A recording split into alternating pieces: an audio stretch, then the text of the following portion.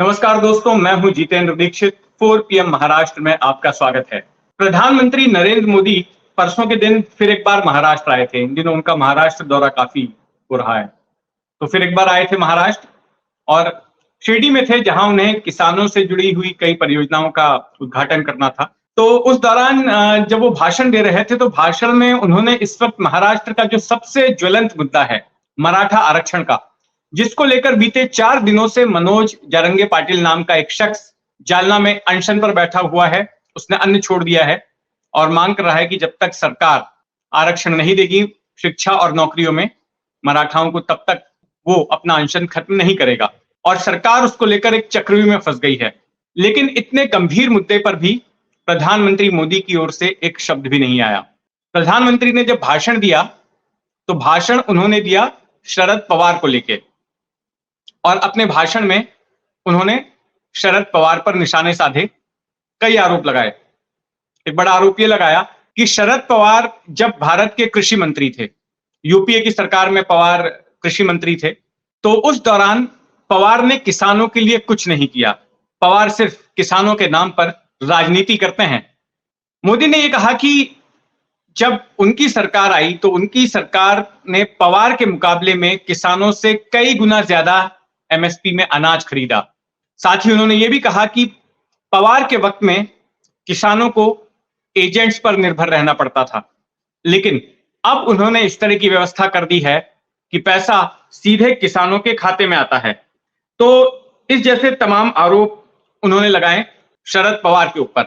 और पवार पर टारगेट करने के पीछे कारण यह माना जा रहा है कि पवार राज्य के सबसे बड़े चेहरे हैं विपक्ष के।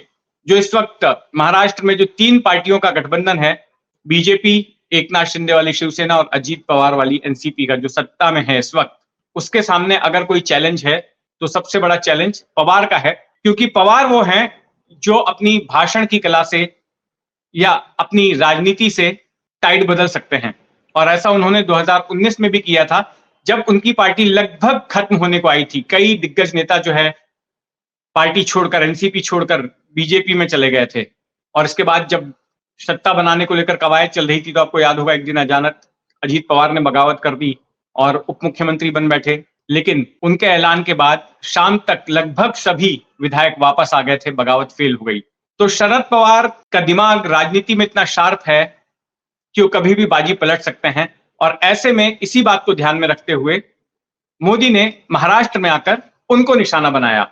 अब जब इस तरह के आरोप पवार पर लगे, तो इंतजार था शरद पवार की ओर से प्रतिक्रिया का कि शरद पवार इन आरोपों पर क्या कहते हैं।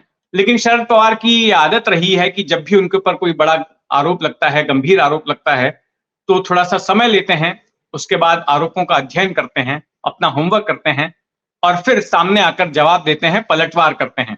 तो आज तीसरे दिन मोदी के बयान के शरद पवार ने दोपहर के वक्त एक प्रेस कॉन्फ्रेंस ली और प्रेस कॉन्फ्रेंस लेकर उन्होंने मोदी पर पलटवार करना शुरू कर दिया और एक के बाद एक कई टिप्पणियां की। उन्होंने सबसे अहम बात यह कही कि मोदी को हार का डर सता रहा है और शायद यही वजह है कि वो इस तरह के बयान दे रहे हैं। पवार का कहना था कि मोदी प्रधानमंत्री जैसे संवैधानिक पद पर बैठे हुए हैं और इस पद के महत्व को देखते हुए, इसकी गरिमा को देखते हुए उन्हें अपने बयान बड़े ही ध्यान से देने चाहिए, उसके अनुरूप देने चाहिए। लेकिन मोदी ऐसा नहीं कर रहे थे। बिना नाम लिए उन्होंने राज्य बीजेपी के नेतृत्व को भी घेरा और यह कहा कि मोदी को शायद ठीक से ब्रीफिंग नहीं की गई थी, इसलिए वो इस तरह से बोल रहे थे। उनका इशारा देवेंद्र फडणवीस की तरफ था, क्योंकि अगर मोदी को राज्य में कोई ब्रीफ करेगा तो जाहिर है जो यहाँ के बड़े नेता होंगे वही ब्रीफ करेंगे, और इस वक्त महाराष्ट्र में सबसे बड़े बीजेपी के नेता देवेंद्र फडणवीस ही हैं। तो एक तरह से उन्होंने देवेंद्र फडणवीस पर भी निशाना साधा। और पवार ने यह कहा कि जो किसानों को लेकर उनके ऊपर आरोप लगाया जा रहा है मोदी की ओर से, वो सरासर गलत है।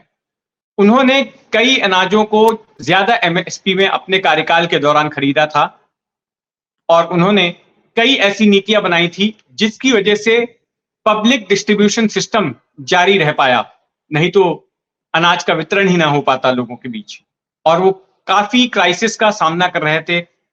जब उन्होंने कृषि मंत्री का पद संभाला था, तब कई सारे क्राइसिस उनके सामने थे और वो उनके निपटारे में ही लगे रहे। चुटकी ली शरद पवार ने मोदी पर यह कहते हुए कि मोदी शिरडी गए थे तो साईं बाबा के दर्शन करने के लिए, लेकिन वहां शरद पवार के दर्शन क्यों करने लग गए।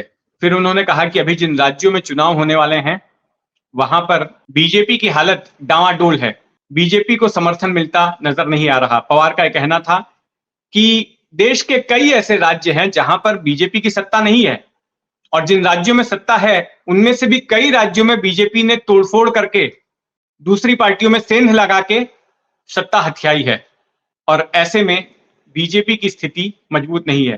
पवार से जब ये पूछा गया कि आपको क्या लगता है लोकसभा चुनाव में क्या सत्ता परिवर्तन होगा, तो उन्होंने कहा कि अभी उन्होंने इसका अध्ययन नहीं किया है कि बदलाव होगा या नहीं होगा, लेकिन राज्यों में बीजेपी की स्थिति विकट है। तो कुल मिलाकर जिस तरह की बयानबाजी देखने में मिल रही है दोनों ही तरफ से, मोदी ने जो पवार के बारे में कहा और पवार ने जिस तरह से पलटवार किया मोदी पर, उससे एक बात तो साफ नजर आ रही है कि महाराष्ट्र का जो लोकसभा चुनाव होगा वो मोदी बनाम पवार होने वाला है। पवार राज्य के सबसे बड़े चेहरे हैं विपक्ष के, और इसीलिए उनको बीजेपी टारगेट कर रही है। लेकिन पवार का पावर गेम कितना चलता है। पिछली बार 41 सीटें मिली थी शिवसेना बीजेपी गठबंधन को 2019 में, और पवार की पार्टी को 5। आने वाले लोकसभा चुनाव में क्या होता है और उसको लेकर किस तरह की हलचल मचती है महाराष्ट्र में, उस पर हमारी नजर बनी रहेगी। आप भी अपनी नजर बनाए रखें 4 PM महाराष्ट्र पर। धन्यवाद।